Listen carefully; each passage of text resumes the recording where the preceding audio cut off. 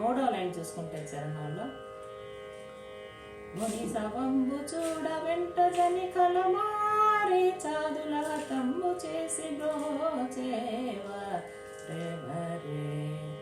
ముని విశ్వామిత్రుడు, ముని అయినటువంటి ఆ విశ్వామిత్రుని యాగరక్షణార్థం అతనితో పాటుగా వెళ్ళి కలులైనటువంటి అంటే చెడ్డవాళ్ళు దుష్టులైనటువంటి మారీచుడు సుబాహుడు మొదలైన రాక్షసులను సంహరించి వచ్చినటువంటి ఓ శ్రీరామ. ఇక చివరి ఆఖరి లైన్ తీసుకుంటే భవాబ్ది తరుణోపాయము నేరని త్యాగరాజుని కరం విడి బ్రోచేవారే.